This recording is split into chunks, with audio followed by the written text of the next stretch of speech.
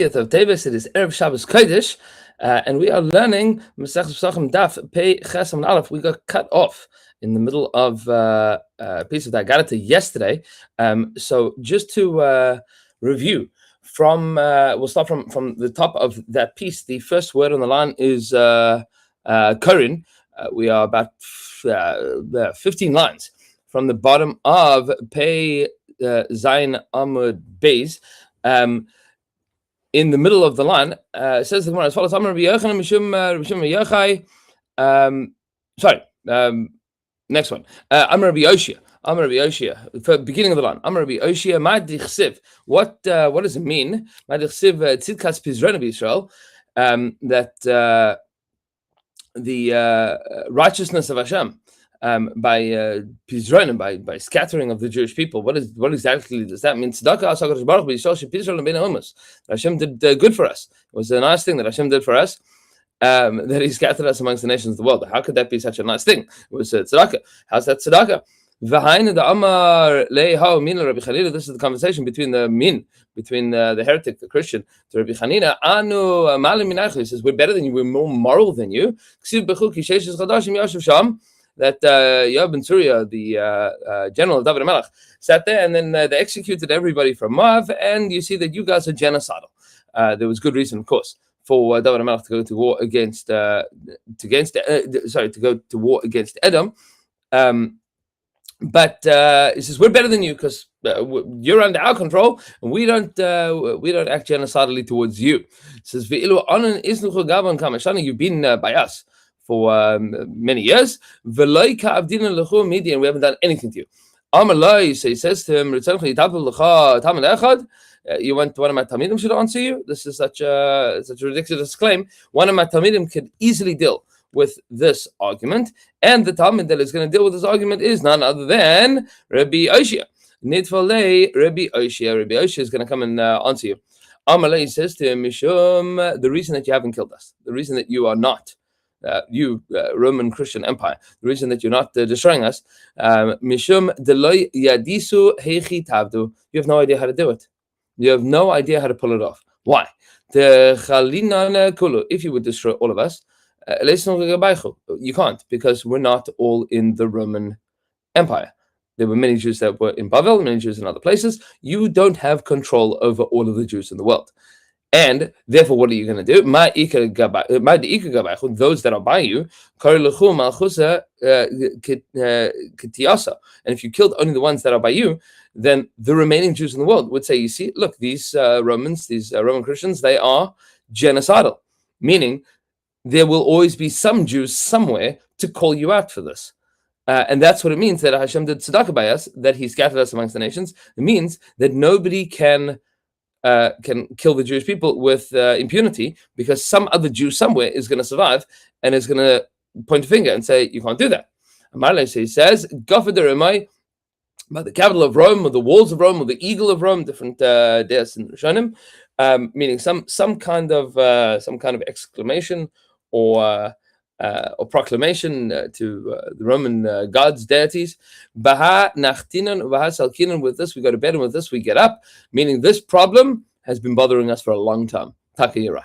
Tana Rabbi Chia says, Rabbi Chia, Ma dichsiv Elokim hevin darka. Hashem understands her ways, meaning its ways. Vehu yada es magama, and He knows the place, its place. What exactly does this mean? The pasuk in Yov, Yida HaKadosh Baruch Hu es Yisrael. HaKadosh Baruch Hu knows Yisrael, knows us. She'einan yicholim l'kabel gzeros achzaros Edom. That we are not able to handle the terrible decrees of Edom. Leficha chegla osam leBavel. Therefore, HaKadosh Baruch Hu sent us to Bavel. Va'amar Rabbi Elazar, and Rabbi Elazar says, La hegla HaKadosh Baruch Hu Yisrael Bavel elam imnei shamuki kushal. That the reason Hashem sent us to Bavel is because it is as deep as the grave. Shnema miyad sha'ol efdeim, because the pasuk says, Hashem will raise us out, will redeem us from the grave. From death, I will redeem them. Rabbi Chanina says that when we're in Bavel, we have what to do with them, because their language is close to the language of the Torah. In Bavel, they spoke Aramaic, and that's close to the Lashon of the Torah, it seems. Rabbi Yochanan says, HaKadosh Baruch Hu is sending us back home to the home of our mother, meaning all these different deos of what the value of being sent to Bavel was, l'chara, even in Malchus Edom, meaning even after the destruction of the second Beis Hamikdash, a major section of the Jewish people was still in Bavel. Why is it that in Galus Edom you have so many Jews that are still in Bavel? So these are the deaths that we have over here. And this third one of Rabbi Yochanan Amar, is sending us home to our mother's house. What exactly is his mother's house, and what is the story here? So it's a marshal for a person that gets upset with his wife. Where does he send her to? It says, get out. So where would you go to? Go home, go to your mother's house. The Rabbi Alexander, this is what Rabbi Alexander said to Omar. He says, there are three things that returned back to their original place, the place from which they were born, or planted rather. And what are they? Israel, the Jewish people, Kesem Mitzrayim, the wealth of Egypt, and Ksav Luchos, the writing that was on the Luchos. Israel, about the Jewish people, had Amran. This is what we just said, that the Jewish people were sent back to Babel. That is where Avram Avinu came from Ur Kasdim. Kesem Mitzrayim, the money of Egypt, we came out of Mitzrayim with tremendous wealth. The Pasuk says, that in the fifth year of Rechavam, the King Shesha came up to Yerushalayim from Mitzrayim, and he cleaned out Yerushalayim. He took back all of the money that the Jewish people had taken from Mitzrayim since time of Yitzhak Mitzrayim. Ksav Luchas, and the writing that was on the Luchas, Dirshu, Pasuk says, Ve'eshperim le'enichem, I will break them before their eyes. Tana, and the Brisa says, Luchas nishbaru va'osios paruchas, that the Luchas themselves were shattered, and the letters of the Luchos, those flew up into the air. That's where the place they come from. They came from a place that was much higher than the Luchos. Ula says the reason that we were sent to Babel, fourth reason now, reason,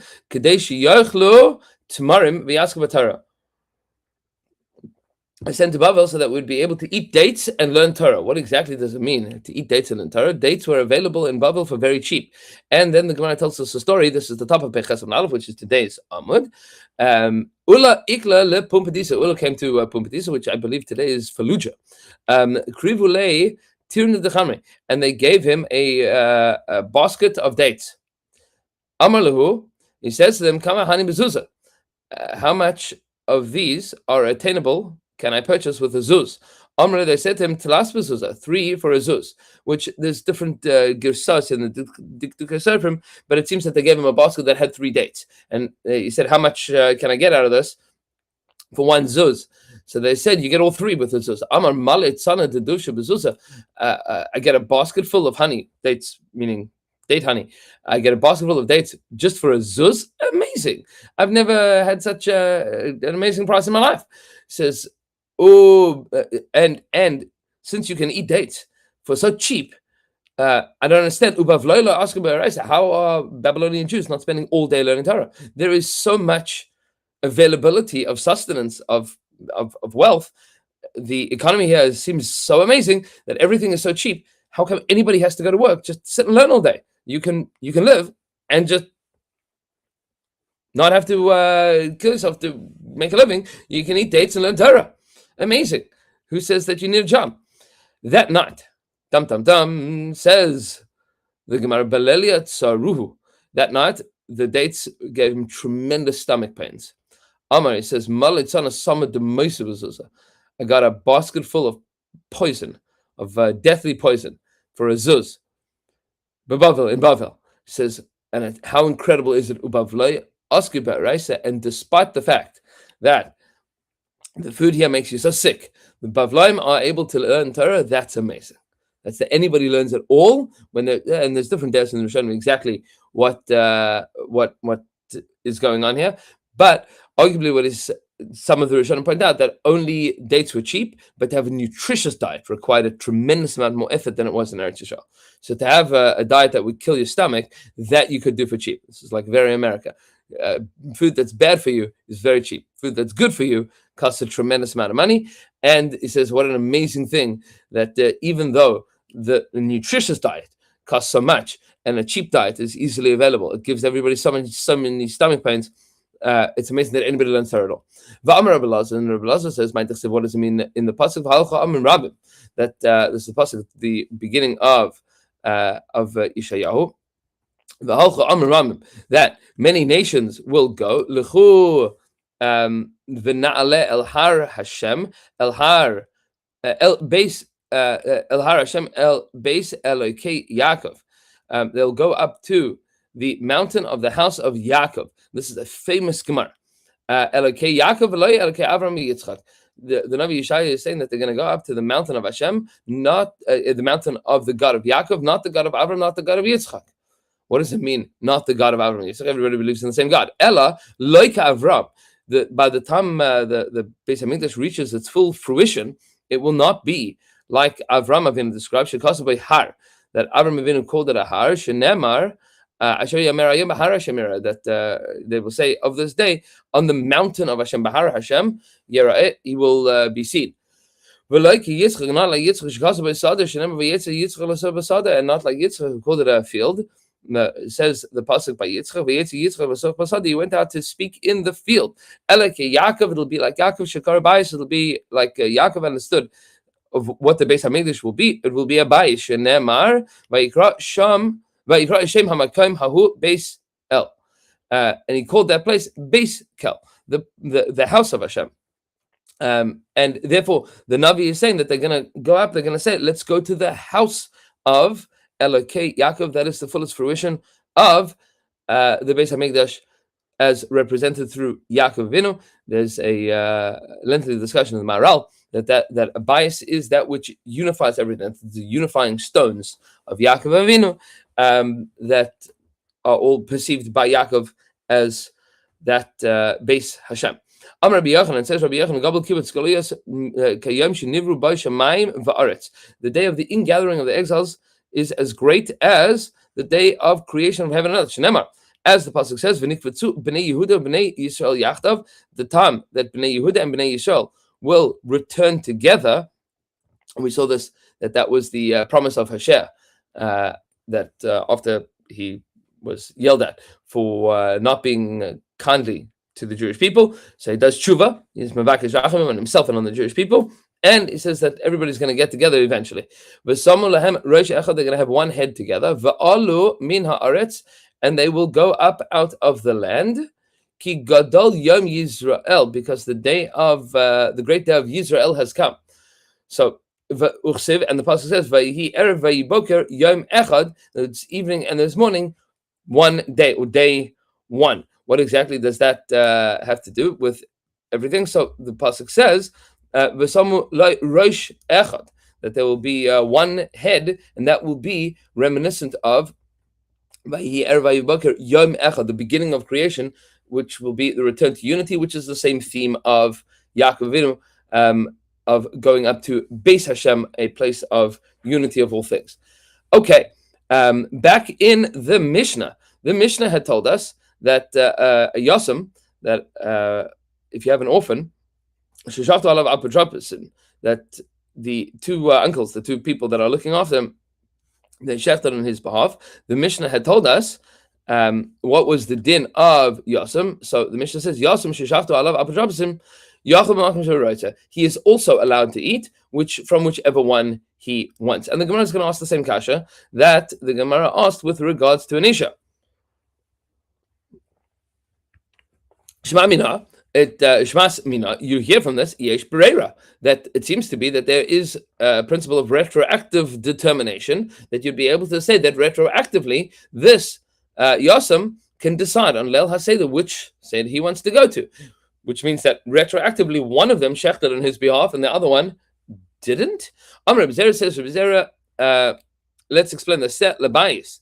No, the pasuk says set labayis, that it's going to be a set labayis lamb according to their father's house, mikol makam, either which way, meaning that the reason that this is not brera is because the head of the household can choose who is part of his household and doesn't need their buy-in, doesn't need their consent. We're going to be talking about how much consent is required of somebody that is sustained by somebody else to be part of their Karban Pesach. Meaning, when the guy shechts it, so he shechts for all the people that he doesn't have to have specific people in mind. He says, I'm shechting lebase selabais of selabais. As a father, I shecht for all the people that all my children. I have an adopted child that somebody else also co-adopts, meaning we look after this guy together. He's included stam in my understanding and stam in his understanding, and that's why he can choose who he wants to go to. Tana Rabban. And the Brisa says as follows: Selabais, a lamb for each household. It tells you that a person can bring lamb and shecht it on behalf of his son and their daughter and his daughters if they are ktanim, meaning under the age of bas mitzvah. And on behalf of al yidei doesn't mean that they do it; it means he does it for them. Al yidei avda v'shivchasei haknanim. He can do it for his Eved and his Shivcha that are Knanim, as long as his Eved has a bris milah, because an oral is not allowed to eat from it. Bein midasam, bein shalom midasam. He can do it with their consent or without their consent. He doesn't need to tell them. But he doesn't shech for his older son and daughter that are over the age of bar and bas mitzvah, and not for his Jewish servants. It's Evan Ivri and Shivcha and Amma Ivriya, Va'al Yidei Ishta, and not for his wife Elamidatan. He has to ask their consent in order for them to be included.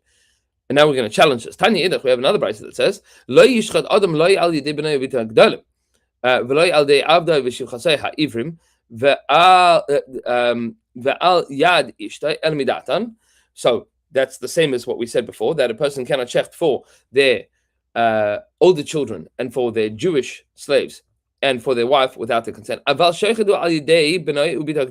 can check for his son and daughter while they are still ktanim, and for his non-Jewish avadim, with their consent, without their consent, and all of those that you shechted for them,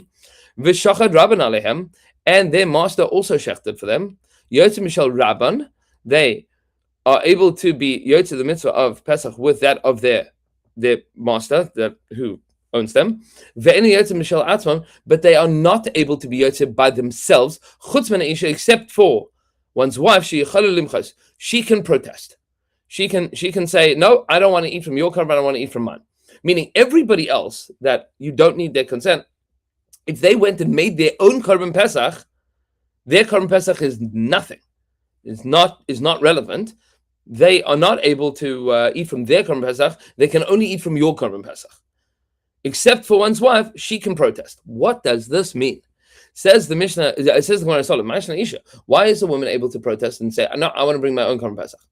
Amar Rabba says, Isha v'chol dedamina. No, it means a woman and all people that are like her. Meaning a wife and all those that are like her, which means anybody that is not under his direct jurisdiction, meaning his older children and his Eved Knani, his Eved Ivri and his Amma Ivri, meaning anybody that HaKadosh Baruch Hu says, you need to bring Korban Pesach. So those people, they can bring their own Korban Pesach. Not a problem.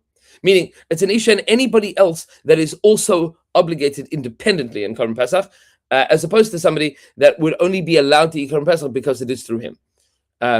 Like one's younger children. They're not obligated in Korban Pesach. How can you feed them Korban Pesach? Because you can say, I'm going to do it for them. So Haguf Kasha, the Gemara asks the question, what do you mean? This is internally problematic. You said Chutz min Isha, aside from the Isha, because she can protest. Taima, Demachi, the reason that you can do it is because the reason that she can bring on Korban Pesach is because she can protest. But if she didn't protest, then she is if she didn't protest and say I want to bring my own, then she is able to then she uses her husband's korban. And you also said the beginning of the verse says that he doesn't do so on behalf of his wife, with her consent. So which is it? Does she need to protest in order to get out of it? Or does he need her consent in order to be included? What is the stam? It sounds like from the Reisha that stama is loy nafka, that from the without her consent, meaning without discussing it with her, loy nafka, she would not be able to be yotze with her husband. My elamidatan. So then, what does it mean, elamidatan, that without their consent? Ma elamidatan. What does it mean, their consent? Lav the Amri is not that they said in, yes. I mean, they have to explicitly say yes in order to be included. Says the Gemara, no. Elabistama, but Elabistama, when they said nothing, Lafuke hecha the Amr loy. That means that they didn't say no, that they didn't protest. Va'kulim sheshachtu v'shachtu rabban alem yotz mishel rabban. And anybody that you shechted for them, sheshachtu, I mean that they shechted themselves, v'shachtu rabban alem, and their master did for them, yotz mishel rabban, they can only be yotze with their master's korban. Dibistama, and the stam implication there, dibistama, without their consent, uktani, and then you say chutz meneisha mipnei limchas. Meaning, so the stam switches back and forth through the brisa. What is the stam here? What is the baseline of what we assume to be the level of consent? Amar Rabba says, Kevin sheshachtu. Once somebody that is themselves obligated in Korban Pesach goes ahead and shechts their own Korban Pesach, that is the protest. Meaning, once somebody says, I'm bringing my own Korban Pesach, even though they haven't said anything to anybody, they have indicated that they are doing it themselves, and therefore, that's the protest. Which means, what the Brisa is telling us here, is that unless somebody brings their own Korban Pesach, they would be obligated, they would be included in the obligation, and they would be able to eat from the Balabaisa's Korban Pesach. But if they are shechting their own Korban Pesach, and they are obligated in Korban Pesach, or they're able to bring their own Korban Pesach, and they wanted to do so, so then they are, by definition, not included, because that's called michoy. That's called protesting. That's called saying, I'm going to do one myself, right? No, Abba, I want to bring my own Korban Pesach this year. I didn't have the conversation with his father. No problem. He's a bar mitzvah boy. He is obligated in Korban Pesach himself. If he brings his own Korban, he is yotze with that one and not with his father's. Okay. What about an eved shel shnei shutfin? An eved that belongs to two masters. Rami le Rav Eina Saba le Rav Nachman. Rav Eina Saba had a kasha that he asked Rav Nachman. Tanan, we said in the brisa, eved shel shnei shutfin, if you have a slave that belongs to two owners, lo yochem shel shneihem, he should not eat from both of them. Meaning from either of them, Bahatanya, and we also said, Ratza mizeh oichel, Ratza mizeh oichel. We have a brisa that says he can eat from whichever one he wants. So the Mishnah says that he can't eat from either, and the brisa says he can eat from whichever one he wants. Amar lei says Rav Nachman to him, Eina Saba, the old Eina, meaning give him covered that his old eye. Va'amrila, and some say that what he called him was Pasi Uchma, blackened pot, which some of the Rishonim point out here means that he apparently was not a good-looking person, and since he wasn't very good-looking, he spent all of his time learning. He wasn't distracted by the rest of the world because the world didn't find him aesthetically pleasing. So he sat in the base manager, became a tremendous Talmid Chacham. Mini uminach this time Schweitzer. Between me and you, we will explain this machlokes. Masnisin b'dekapti adadi, brayse deloy kapti adadi. It means when the Mishnah says that they can't eat from each other, it's because neither owner of the slave is interested in being generous to the other owner. So he's going to say, why? Why should my chetzi eved benefit?